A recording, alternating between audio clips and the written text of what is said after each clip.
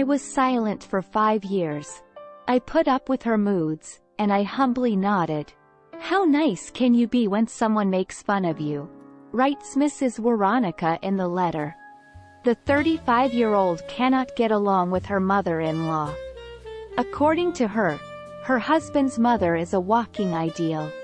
"I couldn't get any worse," explains the young wife and mother. "My relationship with my mother-in-law left much to be desired from the beginning. I went to high school with her son. We got engaged right after college. He warned me about his mother. He said she was specific and forthright. I even got the impression that he was afraid of her. I didn't see anything wrong with it then. I also speak out loud about what I think. We were made of the same cloth, and the similarity of the characters would make us get along right away. Nothing is wrong. She put her first pin on me just before our wedding. It was about my dress.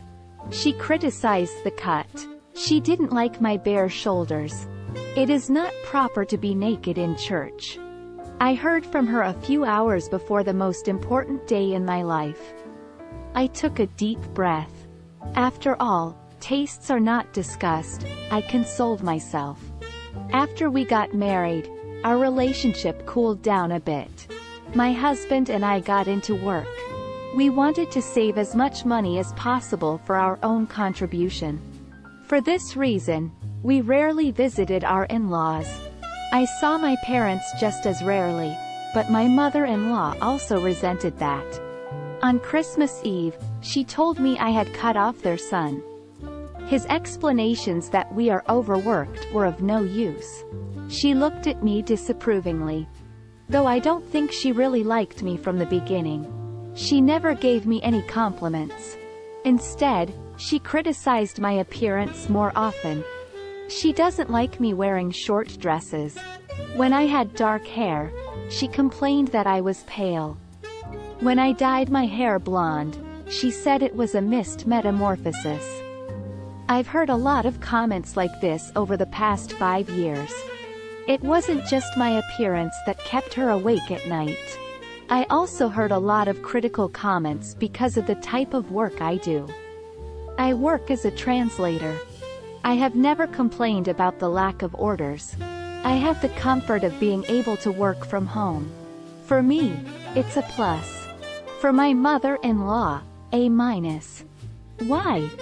She often said that I was neglecting my husband because I was too busy with my work.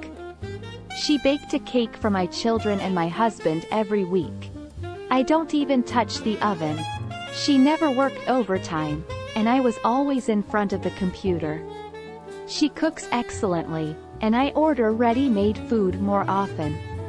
In general, my mother-in-law considers herself a walking ideal. Many of her comments are accurate. My husband knows very well that I am an average cook. He also often works from the couch, so what my mother-in-law finds ridiculous is normal for us. Thanks to remote work, we spend more time together, and the lack of a warm apple pie on the table doesn't bother him. Like me, she doesn't like sweets. I humbly put up with her comments for the first 3 years of our marriage. The scoop changed when I got pregnant. The mother-in-law began to meddle in everything. She called me almost every day. She never asked about my well-being. She asked if we had a room prepared for the child, a layette bought, or if I had a hospital bag packed. Then, she gently asked for a name for her granddaughter. She wanted very much to inherit them from her great-grandmother. I was surprised by this proposal. After a passionate discussion with my husband, I agreed to give my daughter the middle name Sophia. However, the mother-in-law was unhappy that she would have to address her granddaughter as Ida. I gave birth at 37 weeks by cesarean section. The puerperium was taking its toll on me. My mother-in-law visited us a few days after I left the hospital. She had only just crossed the threshold of our house, and already I heard that I had exaggerated this pain complaint. She gave birth to 3 children naturally and made it. And I invented Senecio after the cesarean section. Fortunately, I could always count on my husband. He quickly cut her lecture short, asking her to leave me alone. So the mother-in-law turned her attention to her granddaughter. She was delighted with the appearance of our daughter. She saw in it not only my husband but also her mother and grandmother. She was glad that the little one went to their family. And I was happy when after a few months, I regained my condition. I started enjoying my new role. Maternity leave flew by in the blink of an eye. My daughter got into a public nursery, to my husband's satisfaction. My mother-in-law did not share our enthusiasm. Did she not understand how you could give such a small child into foreign hands? She was willing to move in with us to keep Ida from going to daycare. I couldn't get any worse. I did not know anything disturbing about this decision. But, of course, I experienced separation from a 1-year-old child, like every mother. Fortunately, Ida adapted well and quickly acclimated to the nursery. My daughter grew up, I returned to my work duties, and my mother-in-law began to visit us every weekend. Her granddaughter is her whole world. Too bad she still thinks she's the best mother in the world. I'm always listening to complaints about myself. According to her mother-in-law, Ida eats poorly and is underweight. Our pediatrician disagrees, yet I keep hearing that I cook badly, and that's why she eats so severely. My husband's mother questions almost everything about our daughter's upbringing.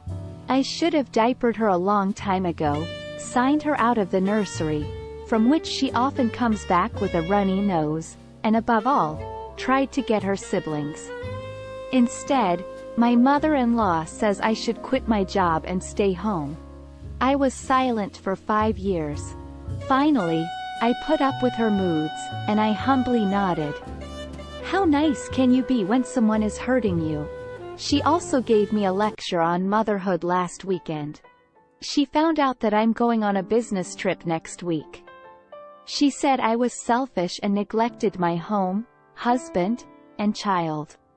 Negligence she called a full dishwasher, which I did not manage to empty before her visit.